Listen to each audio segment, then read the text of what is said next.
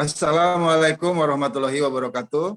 Selamat pagi, pemirsa FNN TV. Kembali berjumpa dalam acara dialog editorial yang diselenggarakan tiap hari Senin dan Kamis pagi jam 9. Pagi ini kita akan berbincang tentang pembunuhan terhadap Laskar FPI yang terjadi di kilometer 50 tol Jakarta Cikampek yang sampai sekarang belum juga diproses di pengadilan, belum diajukan ke pengadilan, padahal kasus pembunuhan ini sudah terjadi cukup lama sejak bulan Desember tahun 2020.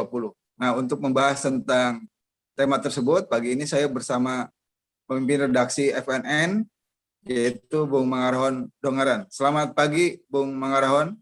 Selamat pagi. Assalamualaikum warahmatullahi wabarakatuh. Waalaikumsalam warahmatullahi wabarakatuh. Jadi menurut Anda, Bung, kira-kira kasus pembunuhan terhadap 6 Laskar FPI ini akan diproses secara hukum atau tidak? Atau akan di-PTS-kan?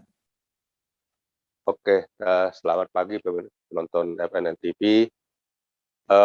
Dialog kita pagi ini masih tetap membahas yang menyangkut dengan hak asasi manusia yang paling hakiki yang dilindungi oleh negara dan juga PBB.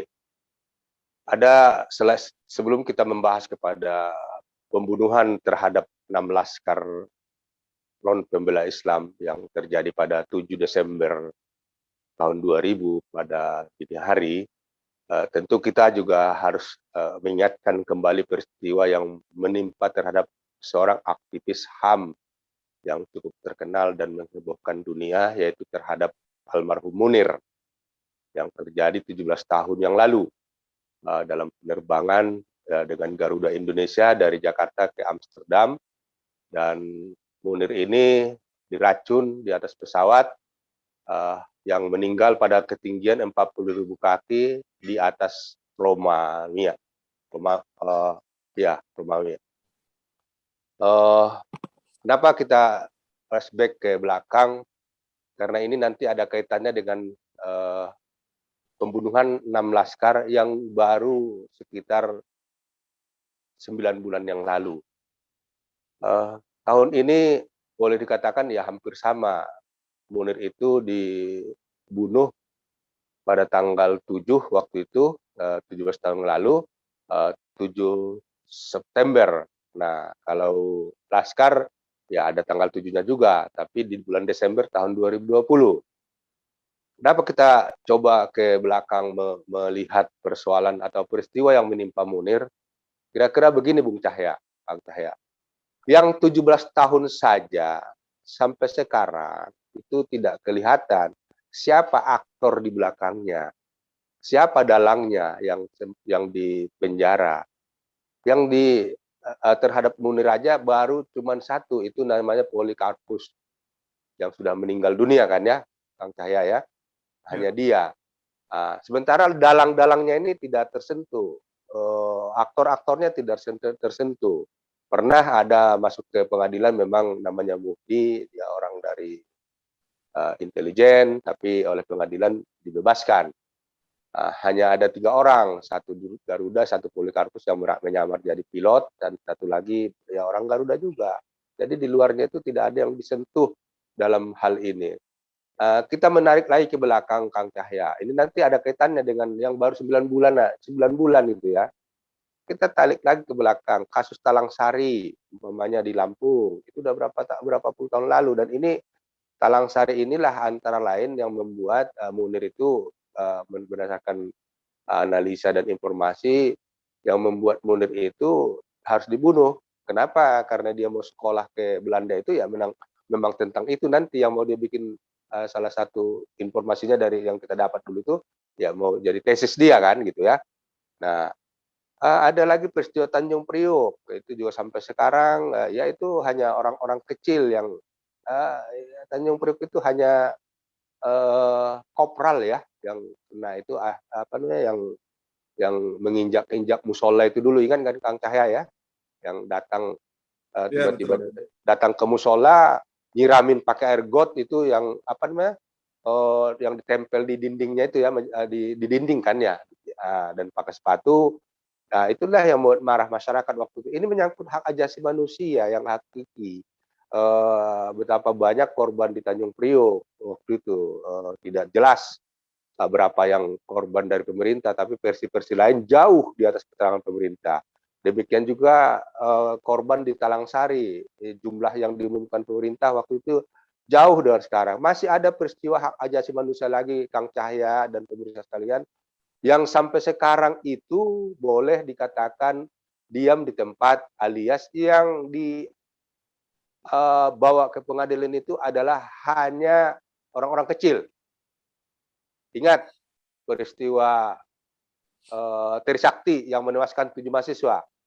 Kang Cahya, ada nggak yang bintang itu diseret waktu itu atau berpangkat kolonel lah? Nggak ada kan ya?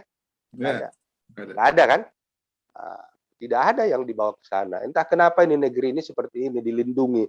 Seolah-olah orang yang membunuh itu kalau menyangkut institusi, menyangkut sebuah apa namanya lembaga keamanan itu seolah-olah dia dalam tanda petik itu diamankan atau dilindungi. Nah, udah berapa presiden yang sekarang sampai sekarang enggak ada yang apa namanya yang dibawa ke pengadilan itu orang-orang yang menyuruh atau dalang tadi atau aktor tadi. Kasus Munir misalnya, itu kan tim pencari fakta sudah jelas-jelas memberikan hasilnya kepada Presiden Susilo Bambang Yudhoyono. Hasilnya sampai sekarang tidak ada dan waktu itu Presiden Susilo Bambang Yudhoyono ingin nanti dia tidak mengumumkan hasilnya sebenarnya nanti katanya gitu. Tapi sampai sekarang tidak pernah diumumkan hasil TVF itu. Sampai presidennya udah ganti, malah infonya kan Kang Cahya kasus Munir itu TVF-nya udah hilang kan ya?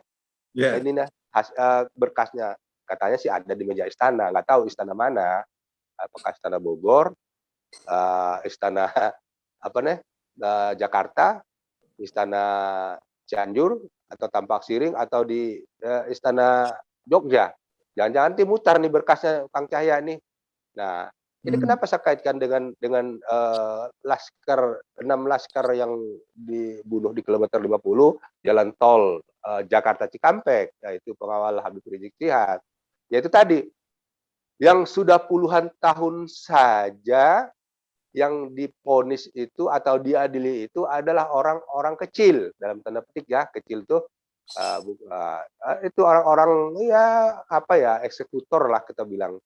Itu kayak peristiwa Munir ya eksekutornya kan Polikarpus itu yang membuat racun di minumannya sehingga dia sakit perut dan waktu itu dianggap mungkin itu juga Kang Cahya. Kalau Munir itu meninggalnya di Jakarta, penerbangan dari ya, luar negeri, mungkin itu dianggap meninggal biasa.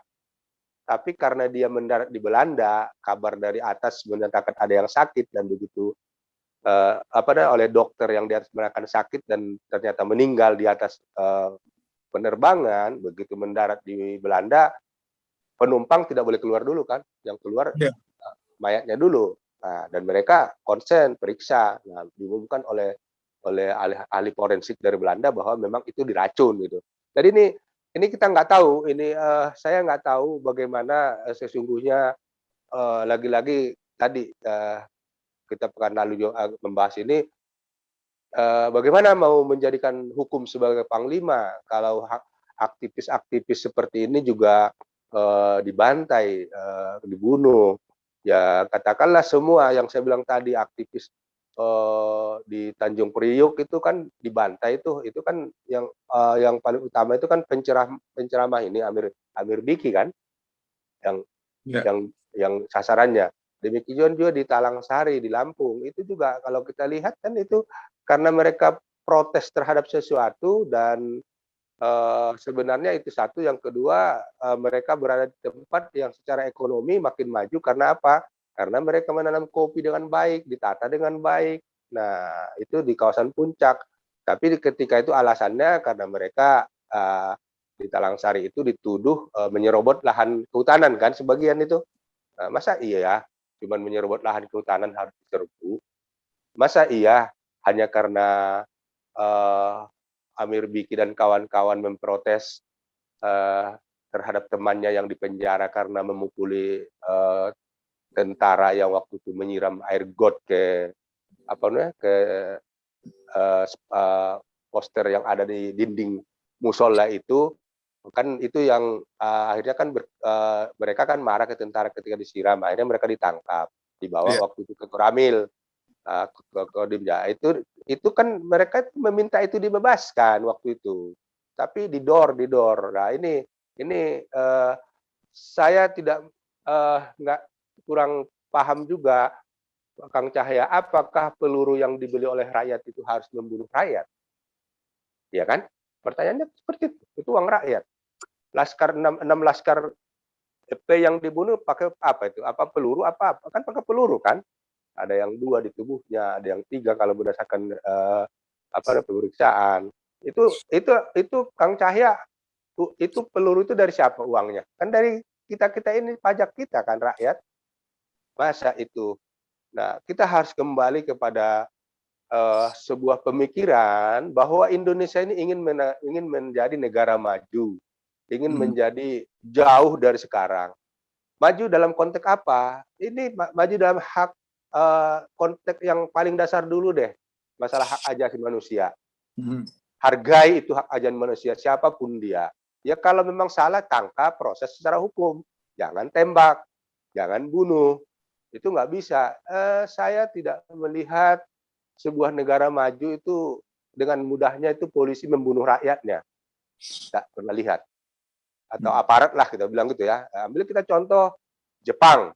Ada nggak, Kang Cahya pernah nggak baca di berita itu bahwa polisi Jepang itu karena ada aktivis yang bersuara kencang langsung dibunuh? Ada nggak? Nggak ada. Nggak ada kan? Paling dia dulu ketika ada sekte yang yang menyimpang di Jepang itu kan, karena itu mereka harus tembak karena ini pimpinannya kan mau mengalirkan racun di kereta bawah tanah kan. Itu dulu. Dan nggak pernah. Di Amerika, kita ambil contoh Amerika yang paling demokratis lah, kalau boleh dibilang, kita bilang mbahnya demokrasi kan, Amerika ini kan. Nggak pernah itu ketika kemarin ada polisi itu kan nggak ditembak kan, dipiting lehernya kan, ingat nggak yang terakhir itu kan, dipiting meninggal dia kan, orang kulit hitam itu kan, itu langsung masyarakatnya demo besar-besaran, dan itu tidak ada peluru yang ditembakkan kepada rakyatnya untuk membubarkan demo itu, enggak, paling mereka gas air mata atau peluru tajam. Nah kalau di kita mudah sekali itu peluru keluar. Ingat peristiwa tanggal berapa, bulan Mei tahun 2019 itu ketika KPU itu demo KPU tanggal itu saya kan juga di lapangan lah, ada memang ada gas air mata, terus ada, tapi ini kan dalam tanda petik aparat kepolisian yang kita lihat termasuk yang di video-video yang ada itu kan memburu pendemo sampai ke gang-gang. Apa harus seperti itu? Malah di masjid diambil dan ditendangin. Ini persis seperti menjelang 98, Kang Cahya. Waktu itu dan juga peristiwa Semanggi. Saya masih ingat betul liputan saya ada berada di Semanggi saya. Ketika itu aparat itu waktu itu kan kalau 98 itu kan masih Angkatan Bersenjata Republik Indonesia kan, polisi masih di bawah tentara kan, masih satu gabungan kan. Itu namanya masa atau termasuk mahasiswa yang demo di sana, ketika dibubarkan, waktu itu sih tidak ada, memang kalau di Semanggi itu boleh dikatakan tidak ada peluru tajam ya, yang saya lihat, karena di rumah sakit Jakarta di dekat Semanggi itu, saya masih ada fotonya sekarang, ada korban yang di punggungnya itu ketembak pakai peluru karet, tapi tetap luka di punggungnya, bukan peluru tajam. Nah itu saya masih ingat betul Kang Cahya, waktu itu kan memang tidak ada undang-undang yang melarang demo sampai jam segini. Pokoknya demo nggak boleh, udah gitu aja kan. Tapi masyarakat udah nggak bisa nerima. Itu masih saya ingat itu, malam itu jam 9, itu mahasiswa dikejar sampai ke Kuningan. Itu kampus Perbanas itu, Kang Cahya, jauh kan? Itu Iya, dikejar itu iya. dengan suara tembakan-tembakan ke atas. Nah, itu kita lihat jangan terlalu mudah lah aparat keamanan atau polisi melepaskan peluru untuk rakyat. Sama seperti ke laskar yang 6 laskar ini kan kita lihat di video yang olah TKP-nya polisi sendiri kan yang saya kan olah TKP mereka sendiri. Itu kan Iya. kalau mau jujur nggak ada yang meninggal di kilometer 50 itu kan. 2 orang itu masih merangkak. Kelihatan yang luka-luka itu. Nggak ada yang meninggal itu kalau diolah TKP. Nah, itu artinya di mana? Itu kan penjelasan polisi juga akhirnya kan memang ditembak di dalam mobil karena alasannya melawan katanya gitu kan. Mau merampas senjata petugas gitu. Tapi Iya. apa harus seperti ini? Nah, emang betul ini adalah ketika laskar 6 laskar ini dibunuh, ya lagi-lagi seperti kita sebutkan juga, ya memang targetnya bukan laskar, targetnya memang Habib Rizik Syihab karena ini dianggap mengganggu kepentingan penguasa gitu ya. Itu kira-kira Kang Cahya gambarannya. Ya, Bung Marahon. Jadi banyak sekali peristiwa-peristiwa pelanggaran HAM yang tidak diproses secara hukum di pengadilan, atau ada juga yang diproses melalui pengadilan tapi hanya sekedar formalitas, artinya tidak sampai menampilkan pelaku sesungguhnya. Seperti Bung Marahon tadi sebutkan beberapa contoh, diantaranya pembunuhan tokoh hak asasi manusia Munir yang tidak sampai menampilkan orang di balik atau otak dari pembunuhan tersebut. Nah, ini dalam kasus pembunuhan terhadap 6 laskar FPI ini sampai sekarang bahkan kasusnya belum sampai diajukan ke pengadilan. Artinya masih berkasnya itu masih ada di tangan kepolisian. Nah, kalau kita flashback ke belakang, jadi seperti Bung Rahon tadi sebutkan, memang sepertinya waktu itu orang tidak dikenal yang kemudian ternyata komplotan aparat dari pihak kepolisian kemungkinan menyasar Habib Rizik Syihab. Cuma karena dikawal oleh laskar, akhirnya yang jadi korban adalah 6 orang laskar FPI yang menjadi korban. Nah, di berbagai pemberitaan sudah disebutkan ada 2 orang polisi yang diduga akan dijadikan sebagai tersangka. Nah, tentu saja 2 orang polisi ini, kalaupun betul dia melaksanakan eksekusi terhadap 6 laskar FPI, tentu ada dia menjalankan perintah. Nah, yang harus digali nanti kalaupun kasus ini dibawa ke pengadilan, siapa yang memerintahkan, dan kalau kita merujuk kepada laporan Tempo maupun majalah Forum Keadilan, di situ disebutkan ada seorang petinggi aparat yang datang ke KM 50 menggunakan mobil Toyota Land Cruiser. Nah, itu yang menjadi tanda tanya, siapa orang-orang ini, orang-orang penting di lingkungan aparat. Nah, ini kita berharap kasus pembunuhan terhadap 6 laskar FPI ini bisa diajukan ke pengadilan, siapapun nanti pelakunya. Dan kita berharap otak dibalik pelaku pembunuhan ini bisa segera diungkap agar publik bisa mengetahui informasi sesungguhnya. Nah, menurut Bung Rahon, kira-kira kesulitan yang dihadapi aparat kepolisian atau kejaksaan dalam mengungkap ini apa? Apakah mereka ketakutan akan terbongkar skenarionya, atau orang-orang di belakang aksi pembunuhan itu, atau ada faktor lain, Bung Rahon? Ya, kalau kita lihat ini sebenarnya tidak sulit kalau aparat itu benar-benar jujur dan terbuka. Itu aja intinya, tidak sulit untuk membuka ini. Kalau ada mobil sampai tadi dibilang Land Cruiser di sana, ya usut aja itu siapa yang mengendarai itu. Cuman takutnya itu nanti saya khawatirnya barang bukti kayak gitu itu udah dijadikan besi tua Kang Cahya kalaupun ada apa-apa. Nah, itu yang sering terjadi kan gitu. Jadi ini adalah sebuah apa namanya peristiwa yang sangat menyedihkan kita, dan saya tidak hanya mengatakan penembakan 6 laskar yang harus diselesaikan secara hukum, proses hukum karena dugaan pelanggaran hak asasi manusia tadi. Tetapi kasus-kasus yang lain, kita contoh kasus Munir, kalau tahun ini tidak diungkap aktor intelektualnya, tahun depan udah selesai, nggak bisa lagi dituntut ke pengadilan karena udah ada luarsa kan. Nah, ini Kang Cahya dan pemirsa sekalian, kalau kasus-kasus hak asasi manusia, dugaan pelanggaran hak asasi manusia ini tidak segera diselesaikan, ini menjadi beban sejarah bagi siapapun nanti yang jadi presiden, bagi siapapun nanti yang menjadi calon presiden. Karena di kita ini menjelang kampanye itu kampanye kotor kan, nanti begitu mau jadi ini diungkaplah kasus ini melibatkan si ini, jadi jangan pilih si Anu gitu kan, karena dia ada di ring situ. Ini harus dibersihkan supaya anak-anak bangsa ini benar-benar menjadi anak-anak bangsa yang jujur, anak-anak bangsa yang memang tidak mau membunuh sesama anak bangsa. Itu kalau saya lihat tidak terlalu sulit.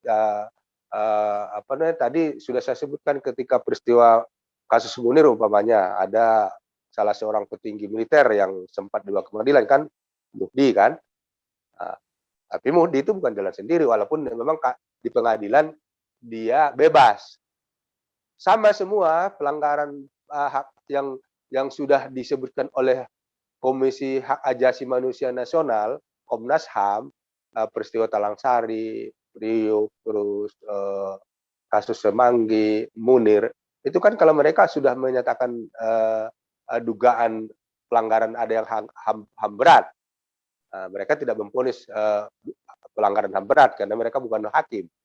Hakim kan yang boleh memutuskan itu sebenarnya. Nah, ini kalau kita lihat ke belakang ini semua, ini tidak akan bekerja tanpa ada perintah dari atas, Kang Cahya. Tidak akan. Semua itu ada perintah dari atas. Zaman Orde Baru siapa? Mungkin juga bisa lagi waktu itu dari Panglima ABRI-nya, ketika Priok, kasus Priok, Talang Sari atau peristiwa apa namanya peristiwa Trisakti, terus peristiwa apa namanya peristiwa Semanggi, itu nggak mungkin diperintah oleh Kopral, Kang Cahya, nggak mungkin lah.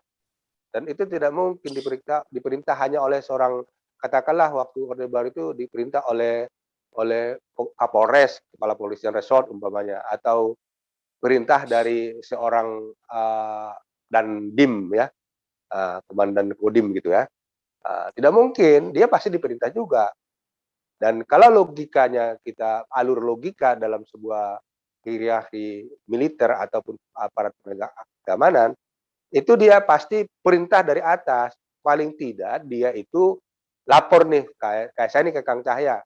Kang Cahya, ini ada peristiwa gini, saya mau nembak ya.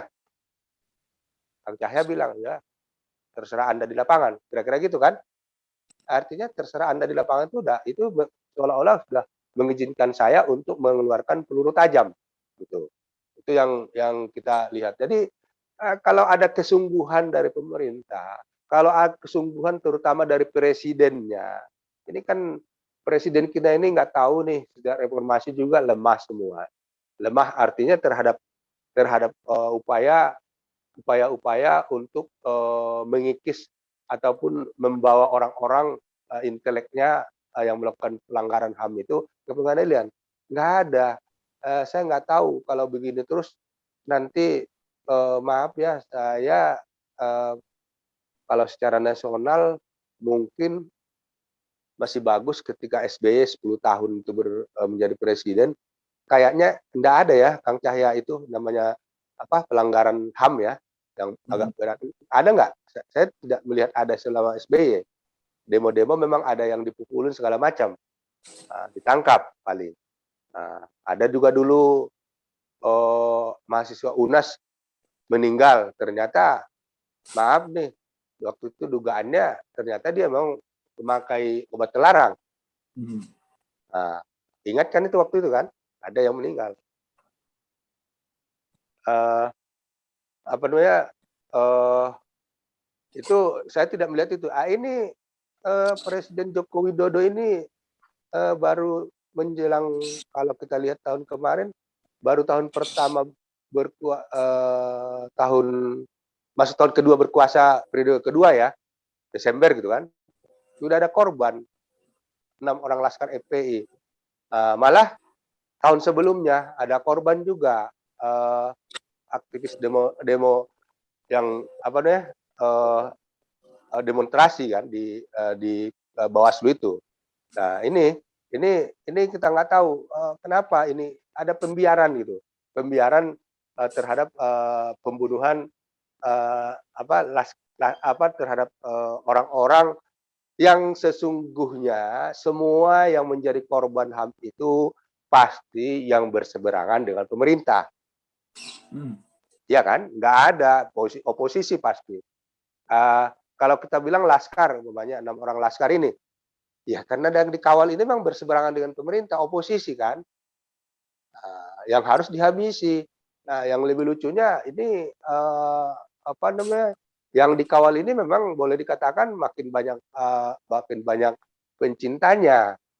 Habib Rizik makin banyak kan, makin belakang makin banyak. Nah, ini itu tadi saya bilang, kalau ada kemauan dari pemerintah, khususnya aparat penegak hukum, dan didorong oleh Dewan Perwakilan Rakyat, juga LSM hak asasi manusia dan pro demokrasi, ini tidak sulit ini Kang Cahya untuk mengusut siapa dalang di belakang pembunuh 6 laskar FPI ini. Nggak sulit kok. Coba kita ingat kalau ke situ dengan gagahnya Kapolda Metro Jaya Fadil Imran ya, dia bilang kami yang bunuh. Nah, artinya dia tahu dong dari awal. Nah, itu aja dulu diperiksa kalau mau. Tapi apa iya yang lagi-lagi Kang Cahya dan pemirsa, 2 orang tadi dijadikan tersangka, tidak ditahan, enak-enak. Nanti kalau saya mudah-mudahan sih tidak ya. Saya khawatirnya ini terhadap 2 anggota polisi yang jadi tersangka ini, nanti sama kasusnya dengan terhadap 2 orang polisi yang menyiram penyidik senior Komisi Pemberantasan Korupsi, Novel Baswedan. Ingat kan saya kan? Cuman berapa tahun itu diponis, enak bener, nggak nyampe 3 tahun kalau nggak salah. 2 orang, padahal orang sampai buta mata.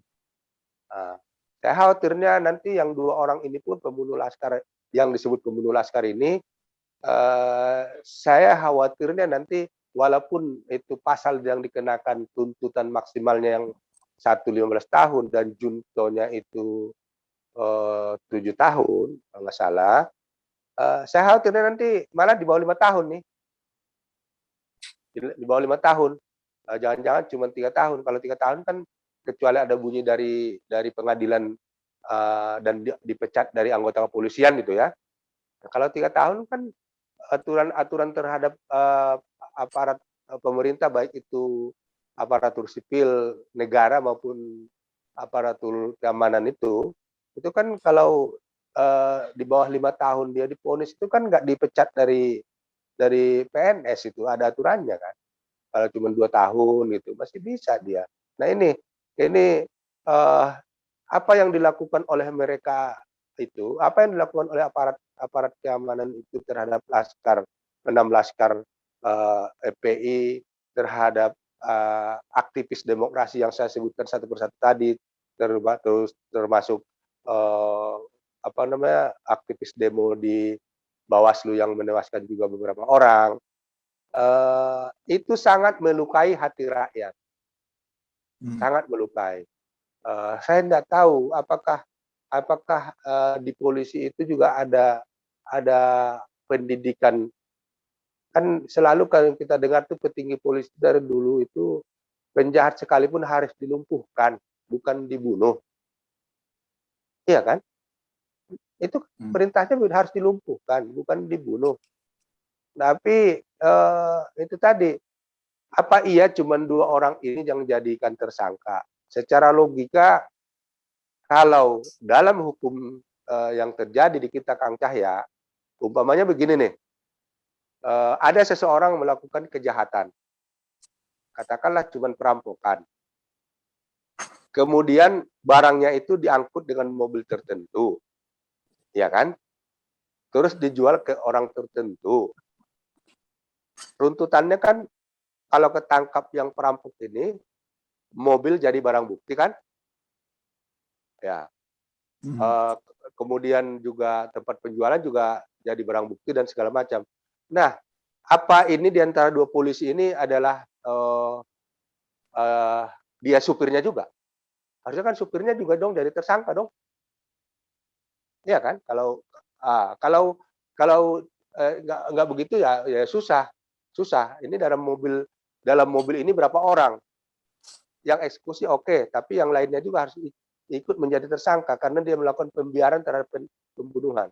Itu. Jadi sebagai ininya penutup dari saya, Kang Cahya, bahwa rakyat tetap mengharapkan agar dalang-dalang atau aktor intelektual pelaku pembunuhan terhadap 6 laskar FPI maupun terhadap pembunuhan para aktivis demokrasi, hak asasi manusia, agar segera aktornya itu diseret, dibawa ke pengadilan, proses secara terbuka, jangan ditutup-tutupi, karena lagi-lagi sebagai negara Pancasila yang berdasarkan ketuhanan yang Maha Esa, ingatlah dunia nanti memang Anda bisa bebas dari pengadilan dunia, tapi di akhirat Anda tidak akan bebas, tetap diminta pertanggungjawaban.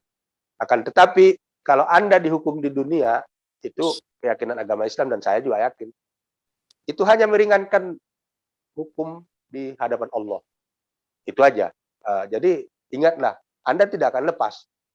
Tidak akan lepas. Lepas di pengadilan dunia, tetapi nanti di pengadilan akhirat tidak. Nanti orang-orang yang Anda bunuh akan datang kepada Anda di hadapan Allah, bahwa Anda lah yang membunuh. Nanti tangan Anda yang menembak itu atau yang memerintahkan, Anda mengatakan di dunia tidak, nanti akan mengatakan ya, saya dulu tangan saya dulu yang minta agar lakukan eksekusi terhadap 6 laskar FPI, terhadap aktivis pro demokrasi dan hak asasi manusia. Itu nggak bisa dihindari. Kaki kita nanti tetap jadi saksi. Kalau kita kepada ayat Al-Quran surah Yasin kan udah jelas. Bismillahirrahmanirrahim. Al-yawma nahtimu ala awahim wa tukallimuna aydihim wa tashhadu arjuluhum bima kanu yaksibun. Pada hari ini kata Allah, maksudnya di pengadilan akhirat, mulutmu dikunci, tanganmu berkata, dan kakimu menjadi saksi atas perbuatanmu selama hidup di dunia. Artinya perbuatan baik dan jahatnya nanti itu hanya kaki dan tangan yang menjadi saksi, bukan mulut lagi. Itu kira-kira kata kunci Kang Cahya. Terima kasih. Ya, makasih Bung Rahon. Itu bunyi dari firman Allah surat Yasin itu juga yang merupakan yang lagu yang dibuat oleh Taufik Ismail yang kemudian dibawakan oleh Chrisye ya, almarhum. Terima kasih sekali lagi Bung Rahon atas analisis hukum terhadap kasus kriminal dan hak asasi manusia yang menimpa sejumlah aktivis HAM dan aktivis pro demokrasi serta yang menimpa 6 laskar FPI. Semoga perbincangan pagi ini bermanfaat untuk pemirsa semuanya. Sekali lagi terima kasih. Wabillahi taufiq wal hidayah. Wassalamualaikum warahmatullahi wabarakatuh.